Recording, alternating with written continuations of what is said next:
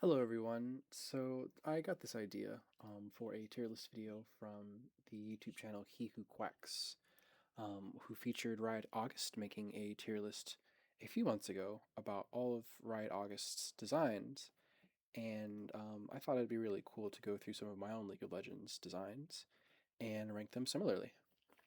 So here we have tier list. I made it look somewhat similar, or as similar as possible. Look back between the two, blue, orange, red. Wonderful. Don't agree with it, but there it is.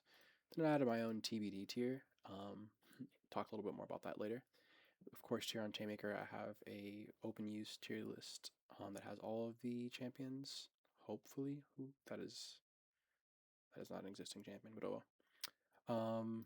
And then here on Medium, we have my blog, which I have not posted to in 2024, but hopefully in the near future I will be returning to. So let's get started. Here we have, I'll go run down the list of champions that I've published. We have 37 posts. Not all of those are individual reworks, but most of them are. And so starting off with, I believe the first one ever was Nocturne. Yeah, so Nocturne rework to here. I'm not going to count Akshan or Yasuo. Well, I'll count Yasuo, but not Akshan. Check out the actual blog post if you want to see why. This is 17 minutes long, but it's mostly talking about problematic champion design as opposed to solutions that I feel proud of.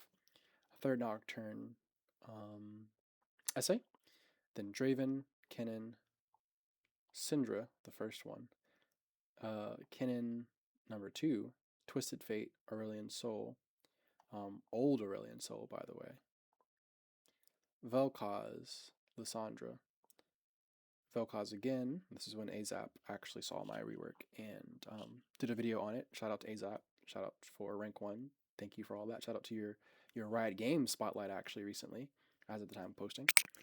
And the next one we have Aatrox. I'm going to include this one for fun, but probably do that in a separate video. After that, Azir, Swain, another Twisted Fate essay. I don't think this actually was this one wasn't an actual rework proposal. And then some Final Fantasy characters, talking a little about Aurelion Souls, changes from a few years back, 2 years ago.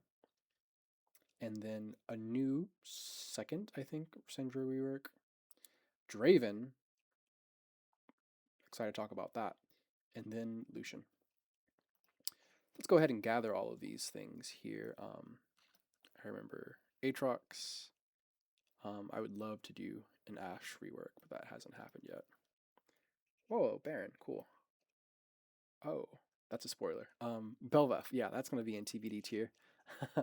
I just instinctively went to that and clicked on it. Since I'm doing spoilers, let's go ahead and click all the things that I see as I go. Obviously, like I said, I haven't posted anything in just under 2 years now, but I'm kind of making a return since I started playing the game again and just having creative thoughts and energy and motivation for design. Wow, I love this Ari splash art. I wonder where that's from. Is that a skin? I don't recognize it, but not important right now. Thank you, Draven. Hello, Diana. Ooh, Diana, my first love. Hello, Hui. Do you know the way?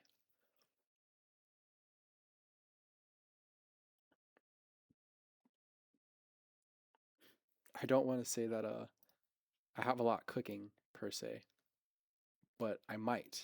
I might. No promises, however, because I'm not sure how I feel about returning to this project since it feels difficult to approach and like truthfully engage with without playing the game actively or having played the game in any recent capacity. Did I ever post that Callista? Callista? No, I never posted my Callista rework. Okay, so that's a much older draft that maybe I just didn't got tired when I was writing the essay portion of it. That actually happened a lot back in the day. Um, hear me out. Hear me out. Not for problematic reasons, actually, but for thematic purposes, I think that she could be pushed maybe even a little bit further. I think it's really interesting that Kaisa relies on her team as much as she does, or can use her teammates as much as she does when, she spent her whole life doing guerrilla warfare solo PUBGing in the void.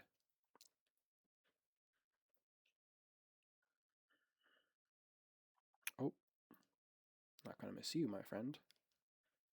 Lysandra. Oh, Lysandra. That's actually one of the most recent things that's been on my mind recently. I think it's like called me back to start working on these champion designs or redesigns, I suppose I should say. Lucian, oh Lucian, of course, the most recent rework that I posted. Hear me out. This rework, LeBlanc's rework, is actually.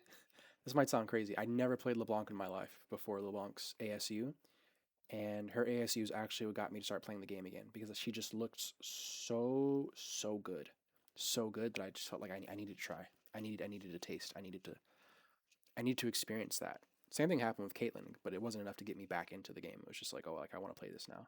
Or no, at the time I hadn't stopped playing like officially. That was right before I stopped playing officially when they did her ASU, and I played for a few weeks and then actually stopped for 2 years. Who's this? They look cool. That's nice. That's what's their name? The mute person from Arcane. Interesting. If I remember correctly. Oh, Neferi. What have they done to you? Poor girl. Poopy. Poopy, my beloved. I want to say Neela. I love Neela's fantasy, and in a lot of ways, I can really appreciate her execution, but I think she's just way too feast or famine and way too reliable. She's too shoehorned into not just a specific role in the game, but a specific style of play. That being, you're tied to another person.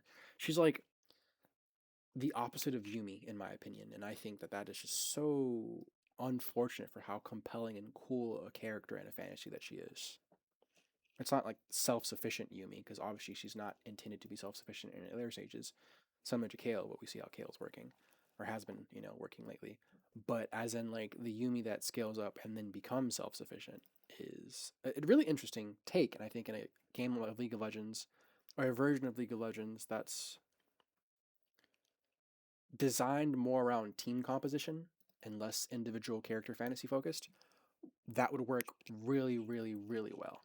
But as is, unfortunately, no, no, she, you know, not going to say design nightmare or balance nightmare, but I think she very quickly could become one, and that's just really unfortunate for how awesome she is. It's not her fault at all.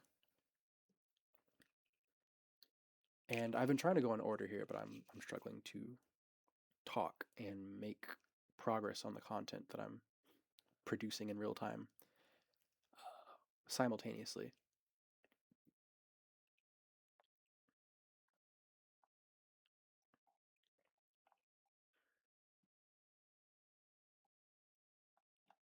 Oh, Sandra. Good lord, Sandra. Hey there, buddy. Hey there, bird buddy. What's the word? Deal 'em. This video gets 1,000 likes. I will, remake this tier list talking about each of these champions in character. I'll do Twisted Fate voice, Swain, Poppy, all that good stuff. Share it with your friends. Give me a reason to actually finally start my voice acting career. Love what they did with this guy, ASU.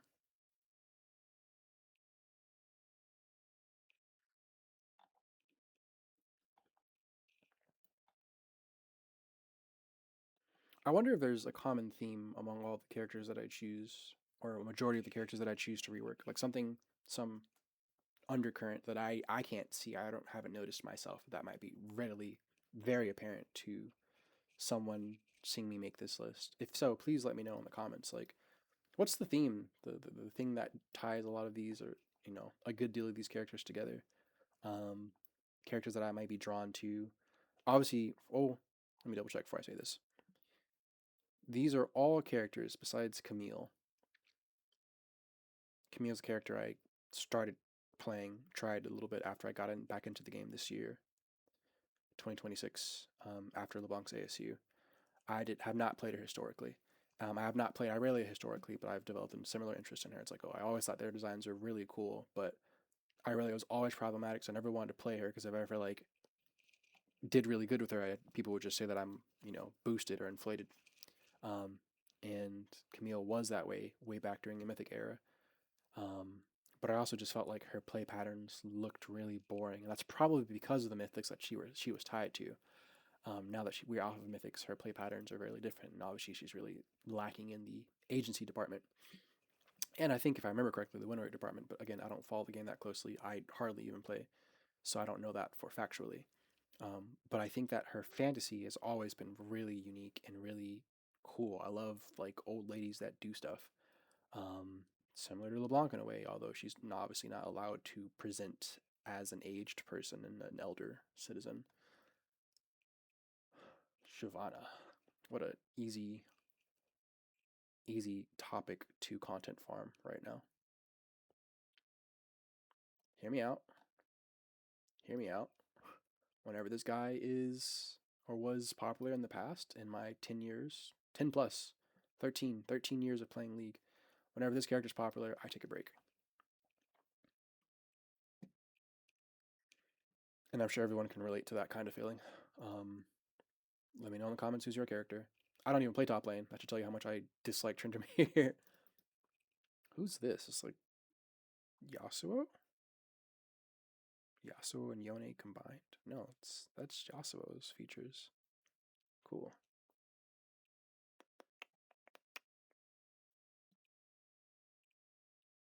Is that it? Is that everyone?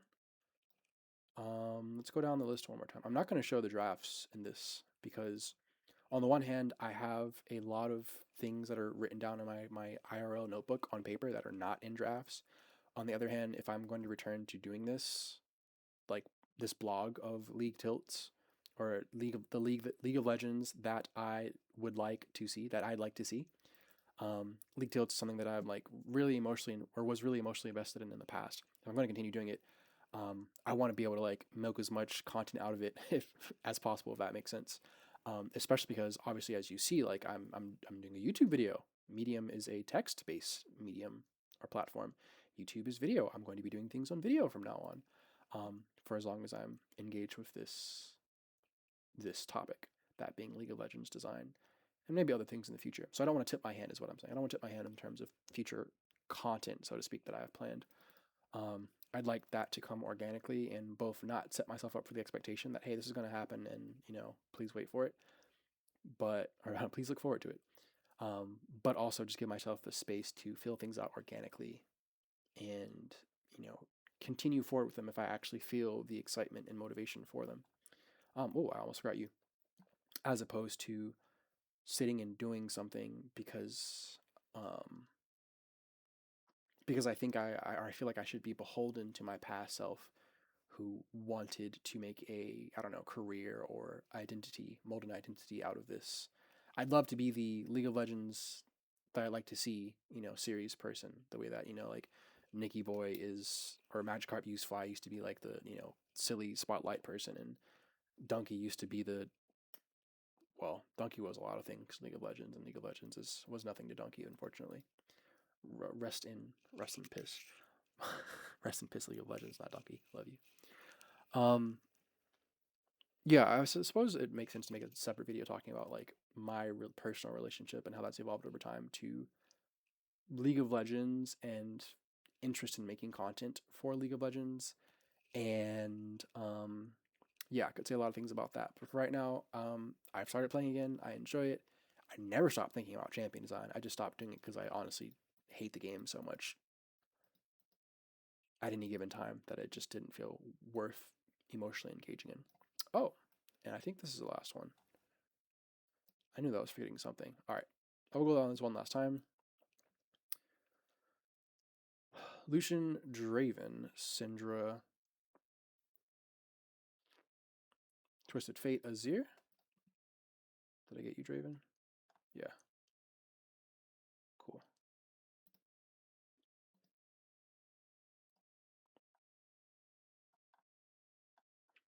Aatrox, Vel'Koz, Lissandra, Camille, Aurelion Sol. Yes. Yes.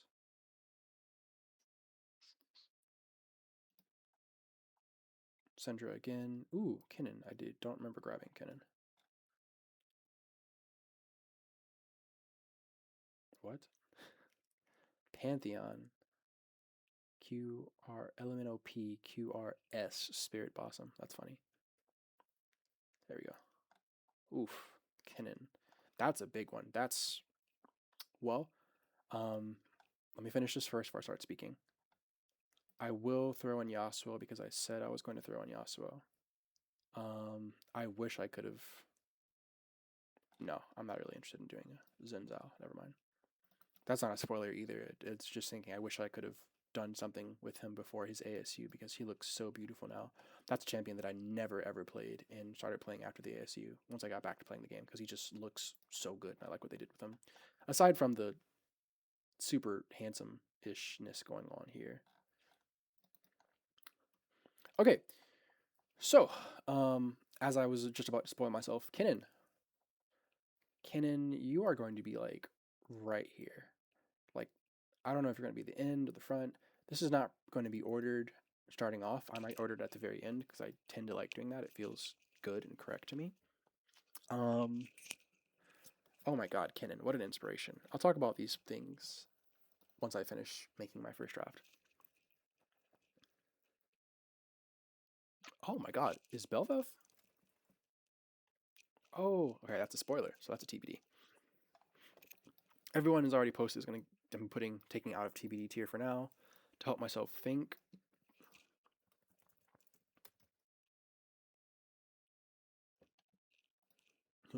And I oop.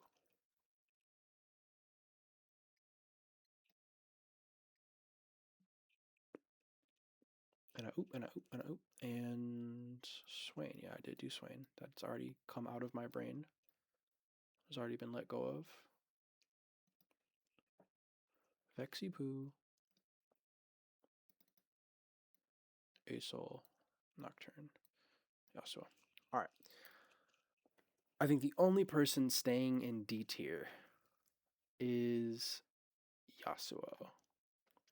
That was a half-hearted, like, knee-jerk response rework. I didn't put a lot of time into it, and it was like very early on in my time as a writer, as a designer, as an amateur designer with a blog, looking to study champion design, game design.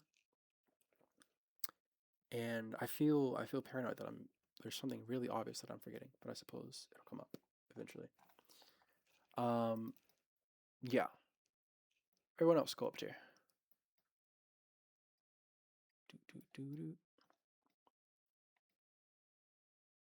Vel'Koz, my beloved, you get to go there. Twisted Fate, I am very torn on you. I'm sweet on you, but spoiler alert, Twisted Fate is up for a second or third essay, a remake, a mid-scope update, as they like to say.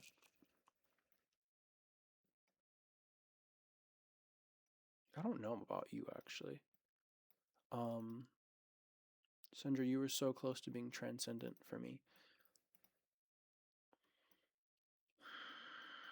I think we'll do it like that. You are not C tier, my friend. You can't be. I feel too good about you. Because you were one of my first selfish designs where I was like, I don't really care about the player base. I don't really care anymore about like appealing to the lowest common denominator. What I care about is like leaving my mark on like I guess the internet, which I guess I haven't really done much of with 47 views. But leaving my mark on the internet insofar as I can say that I really imprinted my identity, like my spirit, my whims, onto my ideas and made those those feelings clear in the idea. Something that I'm teasing with, or I'm thinking of lately, is this title, this motif, um, for a video series. It's like talking about like all of my designs, and calling it like definitely not Aatrox, and then like this little line here separating goes like League of Legends 2 instead of tilts. Because I think like League of Legends tilts is maybe like eye catching in a way. Definitely, I think would have been more eye catching on YouTube than Medium, where no one but bots and myself exist. Everyone's on Substack now, but it was a Substack before Substack was Substack. And I think League Tilts is like I'm really proud of that because it's like the League of Legends that I'd like to see, as I mentioned earlier in the video. But like I never really expected people to like open up the YouTube video and look at the description and like see my small ramblings and like is it broken or is it balanced? Find out next time on the episode of League that I'd like to see. It's like, oh, okay, maybe a bit of a mouthful. Anyway, I think I'm pretty content with this. Um, I'm going to do something very quickly for myself, because I am really interested in spending time on YouTube, producing things, being a creator, not just a consumer. And I really enjoyed that aspect of my blog, even though I was preaching to no one. I really enjoyed feeling like, oh, like I am contributing back to the community of League of Legends. I am like contributing to the thought space in a way that feels like something real, as opposed to just like complaining about things or like talking about things that I enjoy with friends, which is also important. Complaining can be really validating and healthy, and talking about things that you can enjoy with people that you enjoy is very healthy socially. Um, but I'd like to have like some sway and some influence in the greater community, if that makes sense. It's a bit vain of me, but like when the AZAP made the Vel'Koz video, that was like probably one of the most hype moments of my life, and it gave me a feeling that I didn't even know I wanted to feel, and that I didn't even think I'd feel very strongly. And that was part ways validation, but part ways like, mm, I don't know. I felt good. I felt like someone else thought good of my ideas, and that made me feel interesting, I guess. And I like to see if I can explore more of that feeling. Anyway, so where I'm at right now, personally, these are all TBDs, but I think that if these things get finished, personally, we're going to see something a little bit like this. Again, these are all like where I'm at right now with the designs. Like once I finish them, I think they'll be over here.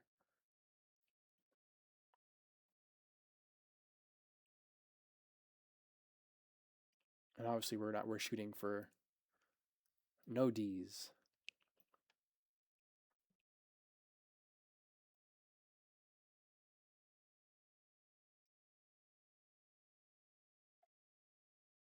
To be completely honest, the Z is going to be like a really small mid scope. So like it's not going to be a bad rework. These are not bad reworks. They're just not like they're not executed to the full extent of what they could have been in terms of like changing things meaningfully. There's not a lot of meaningful things to change for Zed. It's not like a problematic character in my mind. In some ways, he is, but in lots of ways, I think that he needs just fine tuning in lots of different places to potentially be clear for players and people playing against him, and to feel fun to play against just as much as he can feel fun to play. Whereas in a lot of ways, he can be very frustrating to play as well, ironically. I don't think a lot of non-Zed players realize that. Like, LeBlanc can just walk up to you and delete you in less than a second. Zed, most of the time, unless he's really fed, can't do that without using his ult. And his ult is so telegraphed that he kind of can't do that much. He can't do that much damage as quickly. So, something like that. This is going up here, for sure.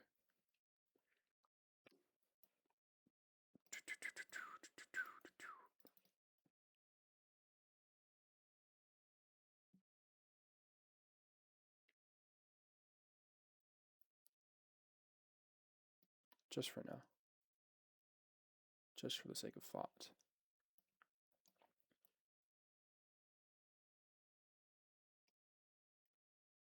Yeah. Okay, I think that's it. I'm pretty content with that. Um, One last pass. I'm going to go literally line by line. Oh, I forgot you. Haha. That's useful. I'll keep going.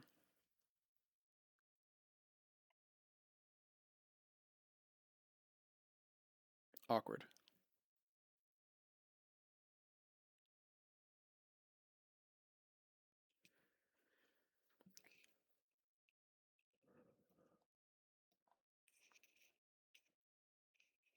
I'm remembering more things that I've worked on in the past 2 years as I go.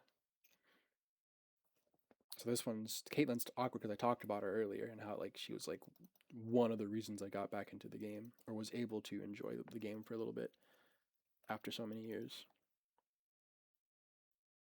But I forgot about her.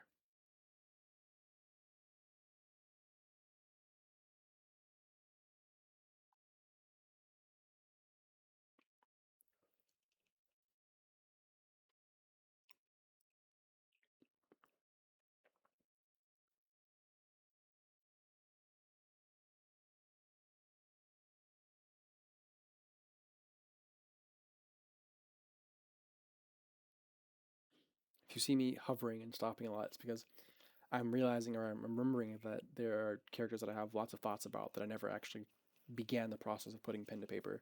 So I can't, like, in good faith, put them on this tier list going by my own rules of like I've actually like started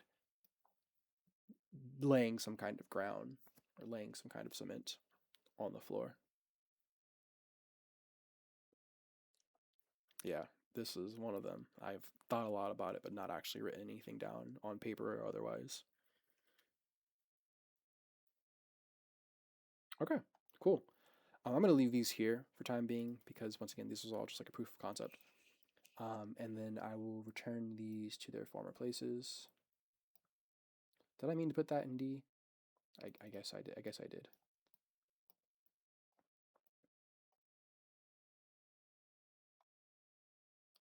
And maybe she even goes up here. Actually, I'm pretty proud of what I've been working on.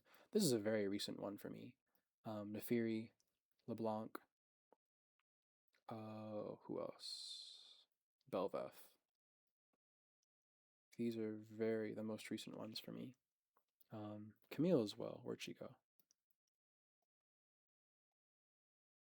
Most recent. Not that any of the rest of them haven't been, recent.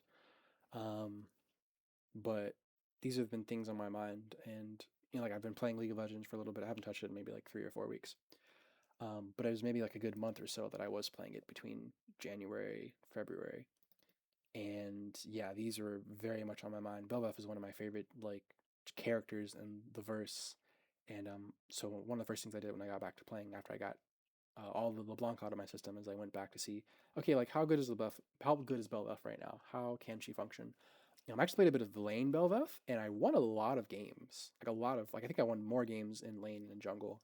Enough that I stopped queuing for jungle and was only playing lane Belveth whenever I got top lane, and it wasn't a horrible matchup. Um, I was actually playing Belveth, and then I finally tried Zahen and Zinzao. Like I mentioned before, I never played Zinzao before. Zahen was released while I was on hiatus within those 2 years. So I got to finally try him. I like him a lot. I think he's awesome. He has really, really good, clear weaknesses. He's great. He's exactly what every champ should be at a baseline. Not like, S tier good design, as in like he should be like the gold standard of like start here and then, increase weaknesses, increase strengths further to make it to A tier, to S tier.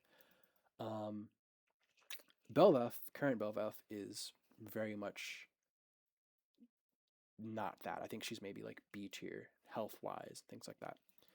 Anyway, so these are the things that I'm working on currently. Again, that would be Belveth, LeBlanc, Neferi, Camille. I'm most excited for Belveth because it's a really, really large scope. It's a full scale reimagining. It's definitely not mid scope. I am reimagining not just the kit, but like the whole character. Enough that I've actually like begun to consider maybe like illustrating some how would you say illustrating some key art, some concept art and key art for new abilities and things like that, even given my limited drawing skills, just like small little thumbnails or stick figure kinds of representations. Going back to these, let's go through my actual release designs then. I started at the bottom in D tier and then worked my way up. Aurelian Soul, this is something that I had started working on, and I would pick it up and put it down a lot. And I just think that let's do this.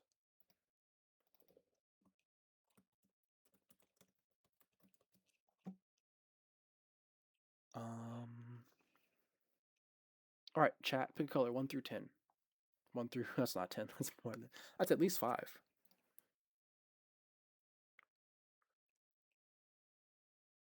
Yeah, let's go with white. Oh, how'd that happen?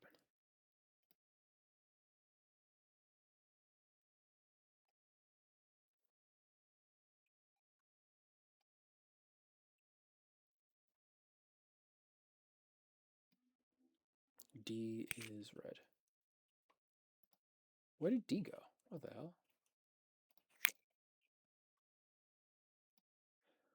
All right, so Aurelian Soul.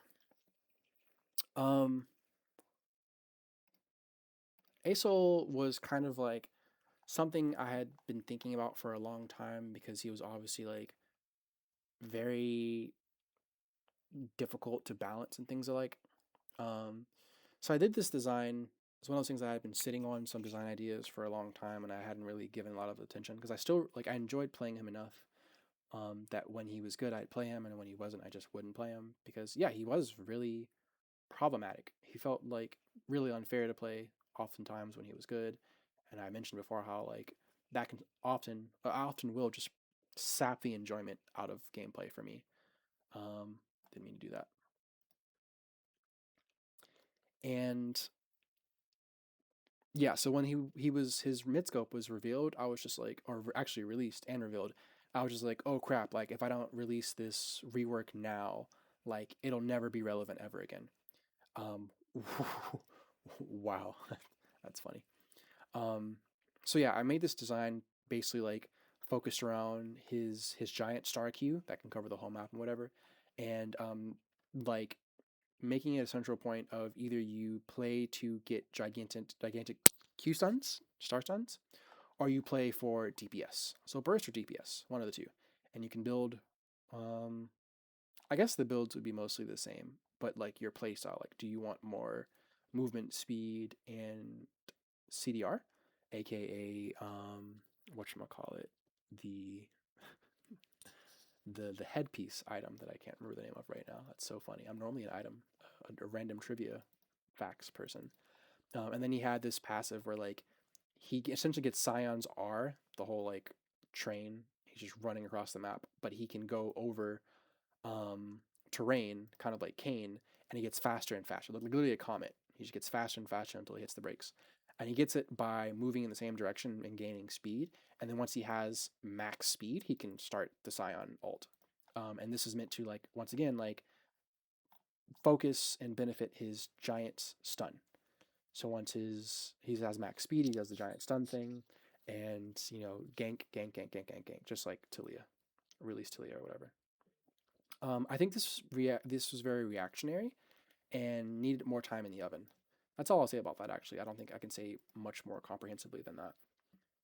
Um, Yasuo, pretty much the same thing. I think Yasuo was in between t- 2 seasons, and he was up for what happened? What was it? Up for some crit changes, I think. Yeah, and so as you see, this is a really short one. It's one of my first ones. It's only 7 minutes. I didn't give a lot of context. I didn't even like. I mean, I think the formatting is no. Thank you. Thanks for asking though. I was interested in making him more mechanically intensive, strategic, and honestly interactive. Because I felt that with the items he had access to and how easily he was just pumping out damage with, I think this was like right around or before Mythics or like during Mythic time. It just really felt like, yeah, he was just doing way too much damage. Um, this is one of those times that he was like picker band. Um, need more time in the oven, and I thought about it since. But I think that like any argument I could make for wanting to rework Yasuo would be entirely like selfish, and not at all like in the interest of fairness to players and legacy understandings of the character and things like that. It would just be like, oh, this is a fantasy, and I think I would be more personally compelled if I imagined it another way as opposed to the way that it presents. Um, which is like something that, again, like I'm interested in doing that with this new series or maybe this revival of the Tilt series. One of the reasons I'm thinking of rebranding it is to like instead of League Tilts or League that I like to see, rebranding it to League Two because it represents a shift in not only like my thinking of like the purpose of my redesigns, but like even just the subconscious signaling to myself of like, yeah, I'm doing my own thing. Like it's inspired by this existing thing. It's meant to like be reasonable or believable within like the scope and reality of this established universe, and that universe being like a game that you play, which uses characters, characters that represent ideas. But like I'm doing my own thing. Like I want to see this fantasy executed this way as opposed to the way that it is, and then I'm going to consider like actual balance things inside of that. That's what League Two I think is going to be about, and there'll definitely be certain things that are like more tied to the old practicum, the old praxis of let's cosplay being a designer that works at League of Legends at Riot HQ. Let's cosplay like doing a rework because that is what I was assigned to do as my job, and I'm going to do like the best job of it as I can, the way that Riot Instep or Riot August does. And I'm going to try to do it reasonably and do it in an informed and illustrative, or at least like defensible kind of way. Um, that was before. This is now, and with that, I'm hoping that like a new Yasuo for League Two, or in this case, the YouTube video being like definitely not Yasuo, League of Legends Two, would be like, hey, here's my personal take on the character archetype of a wandering samurai with wind avatar, avatar the last airbender, windbender, airbender powers. So yeah, more time in the oven. Next, Lysandra. Um, Combination of previous statements, a little bit. I wouldn't say underbaked. I think I waffled back and forth on her design a bit too much. I think I overthought it. Maybe I have new ideas that take a lot of inspiration from the old ones, from memory more so than practice. But I think that Lysandra exists in a space where I like the idea of a all powerful mage that is limited by like her literal like physical shell and casing, and I like the translation of that to like in game from her to her being really frail and also what's the term? Short ranged. But I think that in practice, her strengths and weaknesses are like all over the place. Personally, I hate how overpowered her passive feels. I hate that like it does like ultimate level damage at level one in a way. Like if you don't have any AP, like you're doing like base amounts of damage for an ult, and that like she doesn't have to do anything to receive like reward, agency, some relative level of power. Um, all she has to do is exist nearby, activity, action. Um, I think that if she needed to do more, you could make those features and those mechanics even stronger. Even though I would hesitate to call them mechanics, because like I said, you don't have to do anything. But if you made it so that you have to do anything, you could call it a mechanic. So one of the ideas that I have is that like you can make her frozen thralls be things that have maybe different levels to them, such that I think I might have done this in the first rework actually, but like such that if she gets the takedown, like if she gets a kill or assist, then that's one kind of frozen thrall, and if she gets a kill or assists and the thing is immobilized by her at the time of death, the enemy champion, then it's a like upgraded thrall. Um, and both of those, well, I guess maybe the first kind might be like be more utility focused, and the second kind would be like more damage focused and like much stronger than the first kind. So that's an idea that I have. Again, like just taking what currently exists of like, oh, like something dies near you, then it turns into this other thing that threatens the remaining enemies, like the zombification of the enemies that you triumph over. I'm just not really. I don't like. I could see the gameplay being like compelling for what I designed, but not like intuitive or like fun. I think it's like compelling thematically, fantasy wise, but like probably too clunky and probably needs like too much more polishing. Okay. Uh oh. Swain. Um, the topsy turvy here. Swain is exactly the same. Husum, the walk with your E, spend your money. Um, legit, best Swain EUS legit guy is a really good Swain player, and ironically came out with a lot of a video staging lots of complaints about the character that he has as a one trick. And ironically, we agree on a lot of those points. And I, as a person who played a lot of Swain after his VGU, because I was like, oh, this is cool as hell. Like the I don't know what to call him, but like he was just really cool. Back when he had the point and click pull on his passive, where you had to click on enemies, like you had to pick one enemy to pull, and that put your pull on cooldown. I spammed the heck out of him in my ranked games. I was like, oh, if I have like a bad early game matchup, I'm just gonna pick him, scale up, and become a raid boss late game. And you could do that. You could do that because when you weren't strong, you still had the utility of like helping your teammates get picks with your pull, and you still had the guaranteed scaling relevance or the threat of relevance after so many minutes of the game, because you weren't so tied to your stacks in a way, and your damage mainly your damage wasn't gated behind so much. Your damage wasn't gated behind your ability, or your damage wasn't gated behind your need for many stacks for the sake of staying alive long enough to put out your infinite damage. So now you need to just like stay alive so long, which is like aided by you just having a lot of health. But if you can't get that health because you can't get stacks, then you just need to have lots and lots and lots of AP through farming and maybe getting lucky or playing in the bot lane. I don't find that very compelling. I don't find that like in some sense you can maybe say it's strategic, but it's very limiting in an actual like meta kind of way, or rather in a non-meta kind of way of like taking away from the fantasy of the character being a strategic general. Like it's not compelling that he's so limited in the ways that he can play because of this fixation on all the possibilities of his effectiveness, or like the infinite scaling effectiveness fantasy that is like sold currently in his package.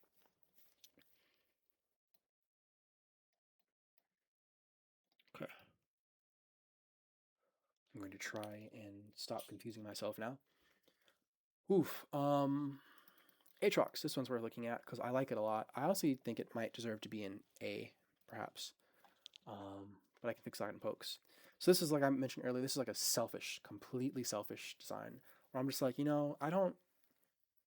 It was fairly recent in terms of like I stopped with the blog in February, and then I this is like posted in August. I worked on it for not too long, but it was one of those things that came to me like in a vision, and I was like really hyped about it, and I'm still really hyped about it. Like I would play this. I would play the 100% glass cannon great sword Aatrox, which in my mind I was like I wasn't intending this, but I see it now as kind of like subconsciously or unconsciously like me missing the old Aatrox with the hyper attack speed or scaling attack speed hyper carry version. This is like that when you just go full like maybe even like crit, and you're just like pumping out crazy damage, tons of damage. But now you attack much slower, and you use a gigantic greatsword the size of two people, and the damage comes from each individual hit. That happens less frequently, but does more damage, infinitely more damage per swing. Oh my god, tons of damage! Wow, that was subconscious as well, some Freudian slip. So the idea here was that I had some goals. I started writing a bit more about goals and things like that. Um, I wanted his healing to be better, um, for the risk that he would be taking, such that he doesn't need to buy any kind of omnivamp things. All he needs to do is focus on damage, because I want to shift him to not being an assassin, but be functioning really well, as a glass cannon with assassin items. So if you wanted to, instead of buying fighter items like Spear of Shojin, um, Titanic Hydra, items that don't have armor penetration on them, but do scale with physical damage, then you can buy your Profane Hydra, your Yomu's, your Cycle Sword didn't exist back then.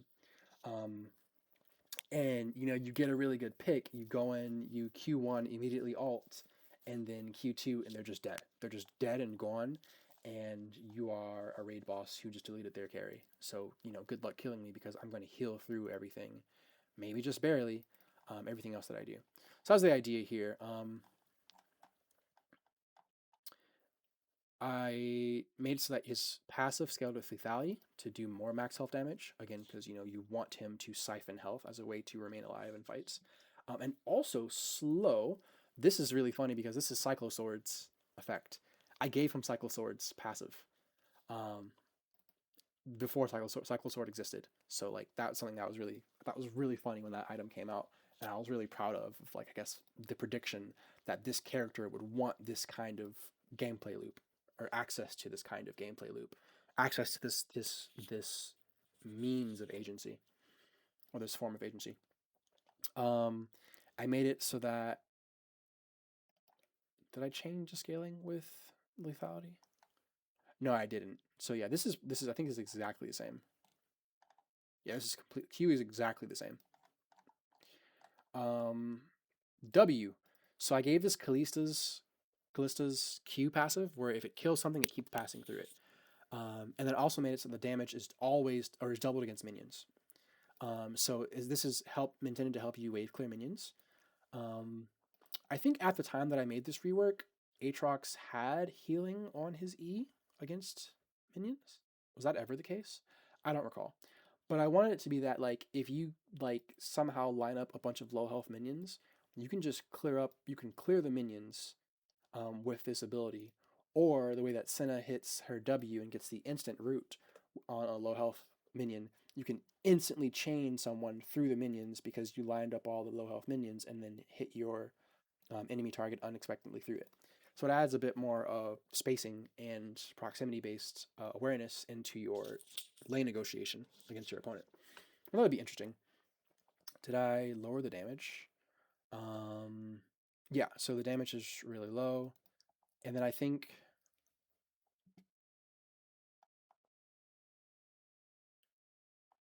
yeah, so now the damage is higher against minions, but it doesn't do damage again when it pulls. It's only the first time. So that was like the kind of thinking that I was having of like, all right, like risk versus reward, but also like cost for improvement, cost versus benefit. Um, and as we get higher and higher into my tiers here, you're going to see more of that of like, I want to just sharpen either the really cool parts of the fantasy or like the most the most ripe for potential parts of the mechanics. So the mechanics that have the most potential gameplay to them.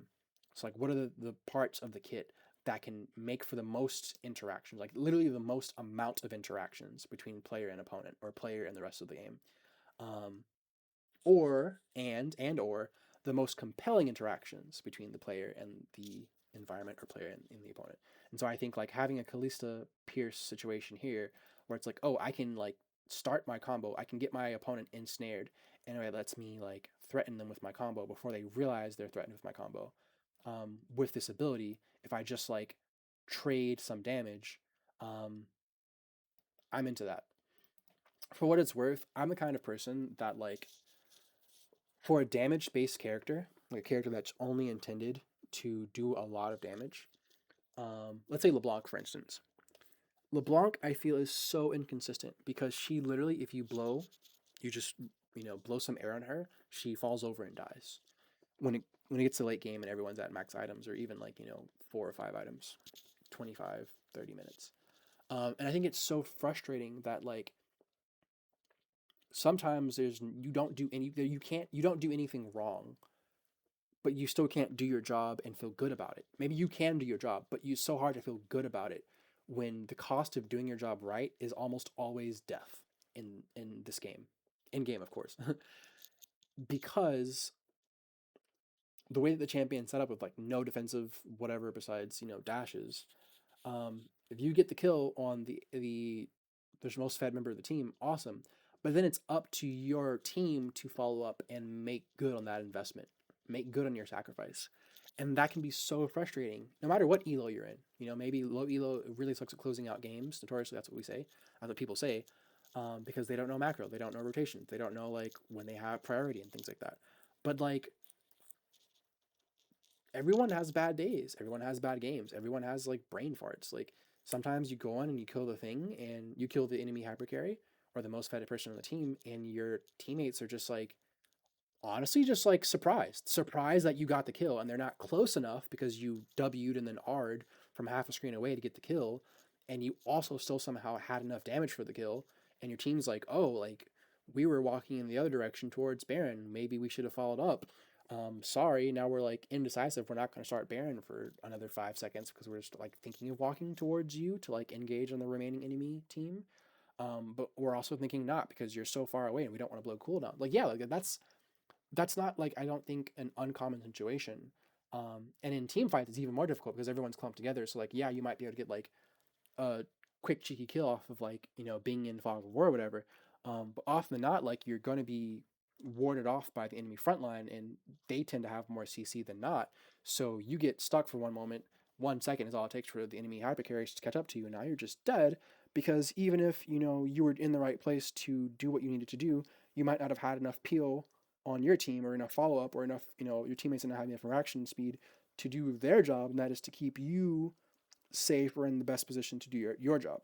So I think it's be really frustrating when like your agency is taken away. Like you literally suffer from success in League of Legends, I think, in ways that I don't really hear a lot of writers talk about, like play patterns, like dark patterns in design that like cause players to suffer from success. They talk about it in like systematic ways, like buying atoms. Um, I think Riot Instep has talked a lot about in the past about Abyssal Scepter and how like back in the day Katarina used to buy Abyssal Scepter first item, rush it. And the best way to counter a Katarina who bought Abyssal Scepter first item was to buy an Abyssal Scepter yourself because it gives you the magic resist that you need to survive, um, but then also gives you magic reduction against the Katarina to do damage to her. And that is the reason why Katarina would do that. She'd rush that item if she was up against a mage, an AP magic damage mage, because it'd give her the tanking that she needs to survive, but also indirectly give her more damage by making her enemy less tanky. Um, and because she tends to have more mobility, more burst, and more uptime in her abilities, she would just steamroll them because they could not compete. And so I think that's like that is an item that is maybe it's not a successful item. It's obviously not a successful item in that sense. Um, but it is a feedback loop, a pattern of design where one player taking the right action, like essentially completely narrows the realm of possibilities for what the right answer or the right response is for all the other characters or players involved. So now, like, instead of having this open space where there are many different ways to achieve what you want to achieve or achieve success in this case, now all your options are severely limited, and there is a right and a wrong answer. And sometimes like not every champion is created equally. So like not every character has access to those answers. Like for instance, Galio might really like to buy an Abyssal Scepter, um, but I don't know what is a champion that would absolutely hate buying Abyssal Scepter that is an AP champion. It had to be someone long range, so like maybe Zaraf. Um, yeah, Zaraf would I think hate having to rush Abyssal Scepter. Limiting patterns like that, which speaks to the idea of designing in ways that open up as much meaningful interaction or open up as much possibility for interaction as possible, is once again one of my main motivations for my reworks. And if you haven't guessed already, that's probably because I'm traditionally a fighting game player, and I love depth in fighting games. I love like unexplored and new tech and like just rich, robust um, seed beds of interaction being baked into character design. Like there are many different ways to beat this one move or to beat this one setup. Or maybe like there are many different ways that you can combine different things a character can do into a setup that has like very little counterplay, but it does have counterplay. But it takes a lot of execution to pull off, and it takes, frankly, it maybe took months of a community coming together to figure out the way a character works and to come up with that setup. That's really exciting to me. So anyway, lethality Aatrox. That was the point. Lethality, super duper drain shank. If he gets a kill, yeah, if he gets a kill while in his ultimate, and the kill would give him like overspill, would go over his 10 seconds of his transformation. The XX time would just be removed from his basic abilities. So it's pretty much like the Transcendence Rune, just like that. And the idea here is that it just gives him more uptime to swing his sword. My thinking there is that like, yeah, like it is more uptime on your abilities without needing to like invest in it with not cooldown reduction, ability haste. But something I do now is like scaling down with ability haste, like Master Yi's Q. So like if you have 50 ability haste, or I guess in this case let's do 100 because 100 is equal to 50% cooldown reduction. If you have 100 ability haste, I don't know how you're getting 100 ability haste on lethality Aatrox, but I imagine it's possible. Then whenever you get a kill, and let's say you have like you get a kill the moment you press R, so you get that extra 5 seconds on your alt, but you're already at 10 seconds. Let's say it's frame perfect. So now, theoretically speaking, you're at 15 seconds. So that overspill will equal 5 seconds of cooldown reduction on your alt, or sorry, on your basic abilities. But because of the overspill, it's going to be half. So 100 ability haste is equal to 50% cooldown reduction. So instead of 5 seconds off of your basic abilities, which for Q's sake is probably an instant Q, it'll be 2.5 seconds instead. So it's reduced by the ability haste. I'm not speaking precisely mathematically here. That's intentional. I mean, like, I don't know the exact formula for how Master Yi's Q works. I'm pretty sure, or I don't know. I don't play Master Yi. But in my mind, it would be like reduced by the amount of ability haste. Sorry, the amount of cooldown reduction you effectively have. So yeah, I think this deserves to be in A because I'm like I want this to exist now so I can play it now and I can spam games now and I can win 10 games in a row and then lose 10 games in a row over and over and over again, but love it because of the thrill of giant demonic great sword glass cannon guy who does sick combos. But maybe I should just spend more time playing the fighting games I consistently like than the free to play MOBA game that I sometimes like.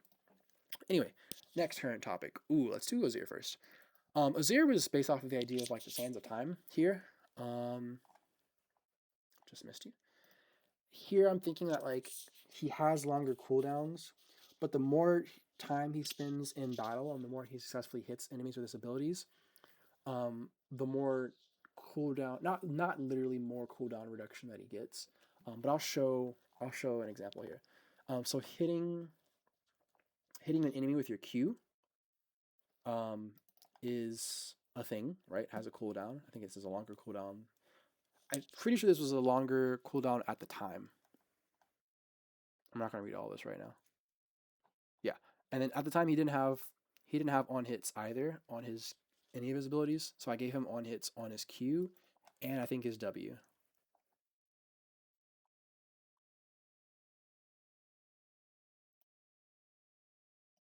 No, he didn't get on hits. I didn't give him on hits on his W, because Riot Freak was like really up in arms and very vocal at the time about like how that should never ever happen, and I'm not the biggest fan of the way that Riot Freak tends to communicate his ideas. I think he communicates his feelings and calls them ideas more often than not, and doesn't realize that that's happening.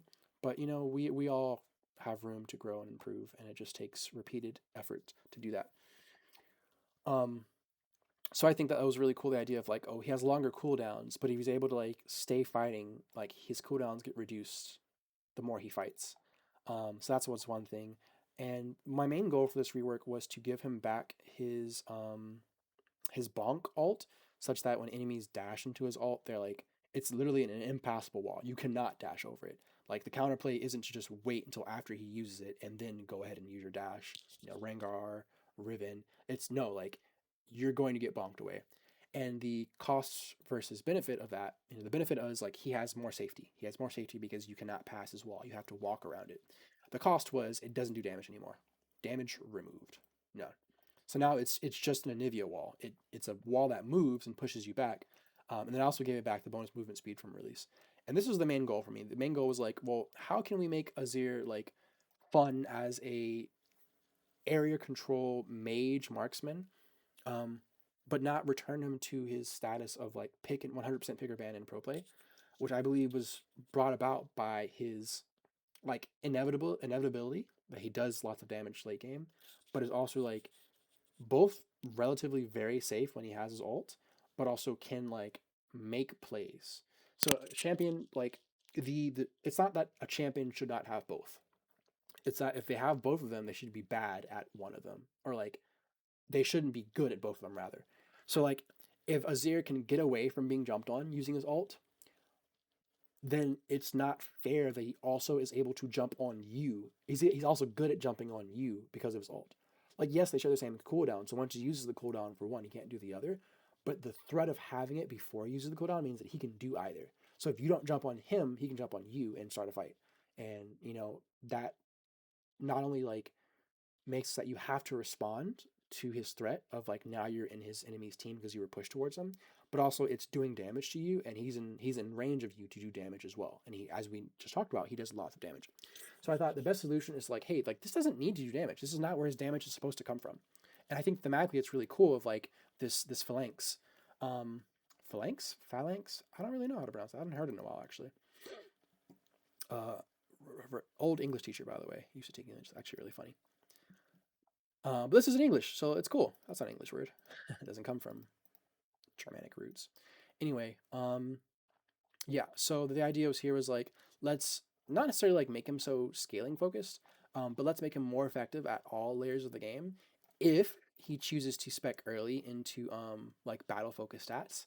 But then that's also, and if not, let's make him like even more safe and consistent, like give him better ways to get to the late game. So if he like specs into the early game and that is just pure AP, then he's not going to be doing like one-shotting people with a what is it WEQR combo. He's not one-shotting people with that plus auto attacks. He's just not. He's not going to be able to do that because his R isn't doing damage, and his Q did less. Yeah, his Q's doing less damage now. It's actually probably the same as what it is right now in April 2026. But at the time, it was much higher before Freak did his changes. Anyway, I also was really interested in like making it so that sand soldiers do more damage single target. Currently and historically, it's always been like he with levels scales up to doing 100% damage to everyone. But then like the things that are hit by multiple sand soldiers take only a quarter of the damage from things beyond the first, which like is fine. It makes sense numerically because you don't want him literally like 100% crit late game AD carry hitting everyone all game long. But then I thought like, okay, like, but if he's building for pure damage, he's building pure AP, and he's probably going to have to build attack speed to make that happen because he's not getting attack speed in this kit. Also, that's the thing. He's not getting attack speed. He was back in the day. He's not getting it here. Then like where's the damage coming from? Like no, he needs to be build AP. He needs to build attack speed. So why not let him do that level of single target damage? Like he's meant to be a magic damage dealing marksman. I was like, okay, like um instead of quartering everyone's damage, let's just make it 50. And then instead of making it that he has to like get levels to do damage to anything beyond the first, let's just make it flat at all ranks, so that he's really prioritized to or he's really incentivized to have target prioritization. He needs to decide more like who does he want to hit, as opposed to it doesn't really matter as long as I'm free hitting because like I'm going like the damage is going to add up. It's like no, like you want to like yeah sure it's going to be awesome if you can just free hit the enemy Maokai at the front because you're building damage, you're going to do damage. But if enemy Maokai is walking up, or enemy, let's say like Tarek or Leona, are walking up to get their guardian on their enemy Vayne, their teammate Vayne, and Vayne's getting maybe also bonuses and resistances from Bandle Pipes or whatever, um, or whatever item it is that gives, aura effects nowadays. I'm not a support player. Then like Azir is gonna maybe like want to walk a little bit closer, or expend more soldiers to get that DPS onto the Vayne. And so I think that that target prioritization, I think he's like allowed to not care about who he's hitting a little bit too much, which is like fine. Like when you're an AD carry, you kind of do the same thing, but that's like when you're a marksman, a traditional bot lane AD carry, which I don't agree with that being like a role. I think bot lane should just be anything. On support maybe can stay bot lane if it's going to stay two people, but it shouldn't necessarily always be marksman. I think some marksmen should be tuned around needing support, and some marksmen should be tuned around needing um, or being better solo, which probably means being better early and worse late, which is fine to me. But I also think that crit chance should not just be doubling your damage or 200, just increasing your damage, um, having a chance to increase your damage until you get to 100%. I think that crit chance needs to be changed fundamentally to just mean and do a different thing. Spoiler for a future essay. Anyway, yeah, that's Azir. I like him a lot, but well, I can't even say he needs a lot of polish. I like him a lot. I really, really do. I'd probably change some numbers. I'd probably put on hits on his W, and maybe yeah, I'd take it off of his Q and put it on his W. Because they finally allowed him to have that, and my excuse for not putting it on the W is because like, well, once again, like the whole entire point of this blog was like, hey, let's make pretend that I'm someone that works at Riot, and I'm doing I'm tweeting about like the next rework that's going to be um, put on live next patch. Like I'm Riot Froxon, and here's the work that I've done on this character. Here's what you should expect to see, and here's also like a twit longer essay as to how I got there. Um, those were my limitations for creativity. Those are the things that were supposed to structure and motivate to coax the creativity out of me.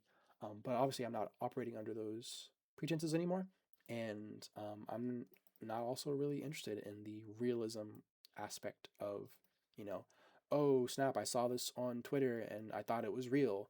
Like that was the rub. That was the draw for me. I was like, I want people to stumble upon this and be like, oh snap, like did you hear his ears getting reworked?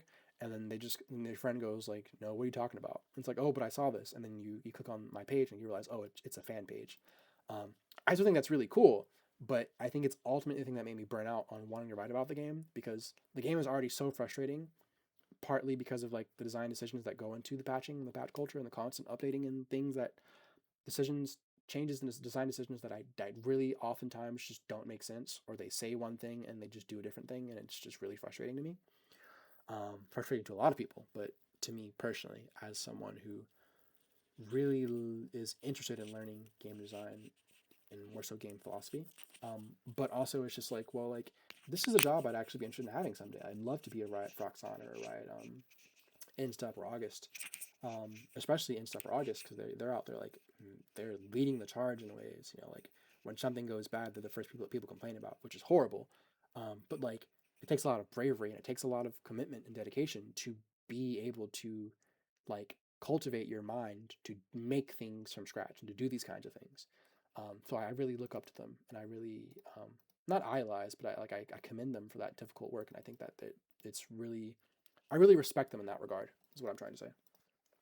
So please don't take B tier as anything less than like it's not transcendent, um, and I don't think it would be universally captivating for clear reasons. That's really it. I don't think taking damage off of Azir's R would be very captivating, and also making his cooldowns longer.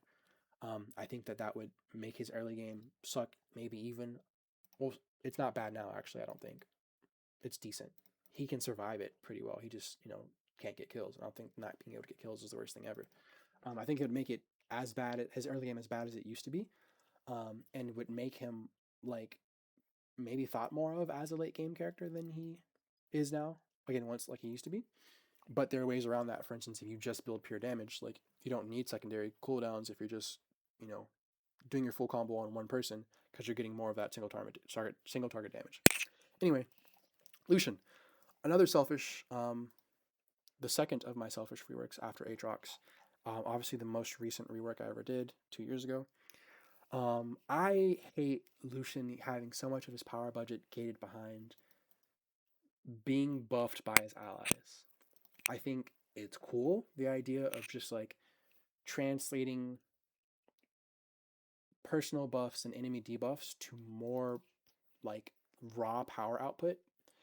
But I think thematically it is like the biggest swing and a miss for this character is the lone wolf character. He's the I went into like the Shadow Isles like 1v9 to get my wife back. Why does he like need Nami Bubble and Milio Bubble to do extra magic damage on things? And I love his W thematically. I mean, I love it. Like, I love the idea behind it. But like the movement speed buff is so short, which is fine because he has other mobility options, and so he can get to be really slippery with um, enough, I guess, utility, enough investment in being slippery. But he's supposed to be stronger. He's supposed to be strongest in the early game. Like he can still pump up damage in the late game, that's for sure. But he's supposed to be an early game bully. Their choice, not mine. I'm not choosing this. I'm not saying like this is what they've always said about Lucian, their design ethos, philosophy for his character. So why is he supposed to be like numerically strongest amongst like relative to his peers? Why is he supposed to be the strongest at the beginning, but like in a way kind of like the slipperiest? I'm not gonna say safest. I'm not sure about that. That doesn't feel right. But the slipperiest come the late game. It just feels a bit mismatched to me. So part of that was like wanting to combine those two things, and then similar to Aatrox, make him like in this case not like more of a glass cannon because he's not getting any defensive capabilities. Like Aatrox got more Omnivamp to literally drain tank through being burst in return. I wanted him to just be like solo laner. Like why would you ever want to use him in a duo lane? I don't think I went hard enough on why would you ever want to use him. I think he'd still be good, which is kind of not the point for me. I was like, I hate the direction I've taken with him. Like I want him to be alone. It's just me, my thoughts, my two guns, and my desire to win back my wife. Um, so yeah, why do I play Lucian? Um, Battle hardened black guy. That's I'm not a veteran, but like he's pretty cool. I think he's also really good at what he does. He's really exciting to play. He's very fast twitch. He's very high input. He's yeah. I'm not gonna call him. I'm not gonna say he's like a rhythm game or like a bullet hell because League of Legends is too far from bullet hell, unfortunately. But like, I feel like if League of Legends did one of those like Riot Forge games again, like the Ruin King and Call of the whatever Willem Nudu's game, Echo's game, yada yada. He could be in a bullet hell, a Shadow Isles bullet hell game exactly as is. He's just like that. It's built different. And then you can build him so many different ways to do different things. I love like maximizing his ult damage. I have this one really fun mid lane build right now where you rush Essence Reaver into Fiend Hunter bolts for maximum ultimate CDR. I like to run that with First Strike and just farm up the money to get the CDR and then just ult on repeat with your First Strike up for lots of money and frankly lots of damage. That's really fun to do. Lucian's ult's been always been a really fun thing to use in the game. Never really liked them making it scale only or mainly with crit, but like if we're going to make him tied to crit for maximum potency, then like let's go all the way and let's snuff out all the fluff. So for instance, oh yeah, I did an outline for this one. I love myself for that. Take away that bonus magic damage from buffs and debuffs. Take like no, screw that. Um, Give him a new passage so that he has a way to mark champions, and then his double shot will always prioritize those champions for his second shot. Make his piercing light actually give you light. Makes his W actually give you light. I'm sorry, by light I mean vision. Um, I think having his W be blocked by collision is fun. But I think for like his gun kata bullet hell thematic, it's more interesting to me, especially since he has like these light based weapons. It's more interesting and compelling to me personally. Again, this is a very selfish, like this is how I want this is what I view the character fantasy as, and this is how I would want to see it executed if I were making my own game. A game for me to play for maximum enjoyment. I think the idea of like him being based around like vision and gaining vision is really cool. So now like it's just like it's a particle that spawns and it explodes after a delay, and if it hits, you get vision of that character, and then that character takes bonus magic damage. And every time you hit them, they're revealed. The reveal is refreshed. Um, I'm not really sure about the cleansing of slows. I just thought that was a really cool thing he had when he was first released, and I thought that that was well. I have lots of really fun memories about that mechanic way back when he was first released. Again, I've been playing since I think 2013, since Zach was released. Um, and then just giving him another axis of power, another dimension to scale his power with for his ults instead of having him necessarily have to have crit, making it also possible to have lethality.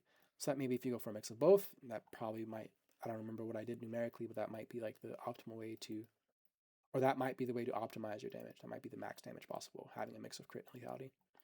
Um, yeah, not a lot of changes for Q. W is now, what is, I guess you can think of W kind of like brand. Yeah, brand W, where it's just like an explosion in an area after a delay. It would be a longer, well, it depends on how far. It's like combine brand W with Vex E, where it's like the farther you are, the slower it is. It needs to travel from Lucian. But then if you get hit with it, does it do damage? I don't think it did damage. Yeah, it does magic damage. Same as current on hit, or on, yeah, on hit, quite like literally. And then you're marked with vigilance, which reveals you. And then every time you get hit when you have vigilance, you're re-revealed, and then you take magic damage. So like this is something that makes it so that if he wants to, he can play as an on-hit champion instead of a crit champion. Why? I don't know, because I wouldn't play on that way. But I do value agency, player agency. I do value like diverse perspectives and opinions on when it comes to what is fun and compelling gameplay. I would want someone. I think it'd be really cool to meet someone out in the wild. They're just like, oh, you Lucian's your favorite champion? Mine too. How do you play him? And I'm like, I play him full lethality. I rush, I don't know, I rush Essence Reaver into Collector into max lethality. And they're like, oh my god, cool. I rush, what is this, magic damage? I don't know. On hit stuff. So like, what's the Kraken Slayer into maybe Quinsu's into, I don't know, God knows what more on hit stuff into Navori, right? Um, why not? We both like the same character. We both like the same thing for different reasons. That's just more love to go around in the game, more positivity, more happy thoughts, more happy feelings, and we can make that possible through design. Anyway, yeah, that's Lucian. I would love to play that now if possible. These are definitely correct. Lucian's maybe here if I really think about it more. Twisted Fate. Twisted Fate is such a handful. Too much to describe.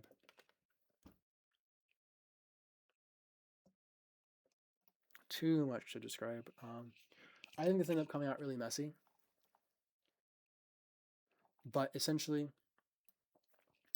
I like the idea of having his E be an ability that he can use to modify the rest of his other abilities.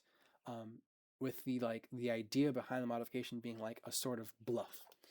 So I'll go to E first, and essentially, E is bluff, and it makes it so that you can like trick your opponents with it. So if you cast Q, the Q throws the fan, the three different cards in the triangle direction. But if you press E, you can cause them to change direction.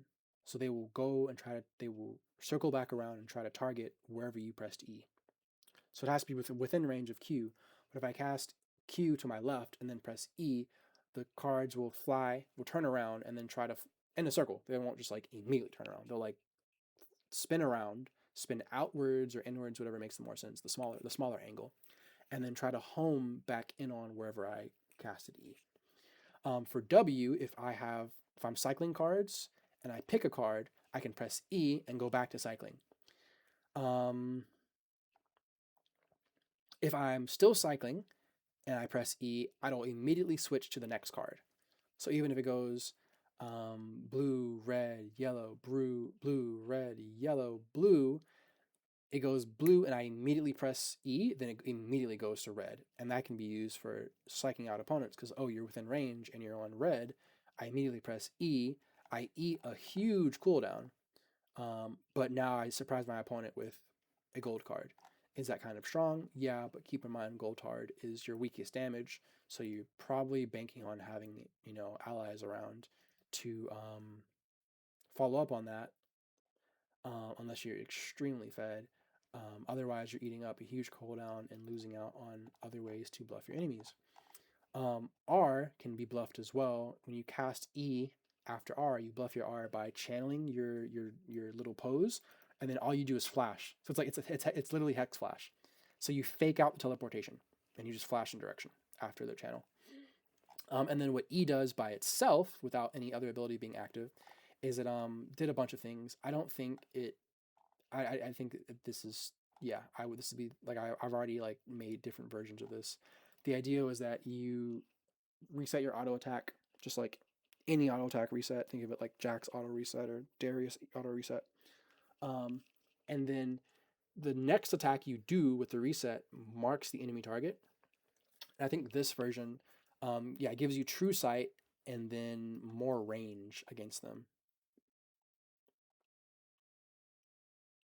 No, not more range. It gives you true sight. It's a mini alt. You can't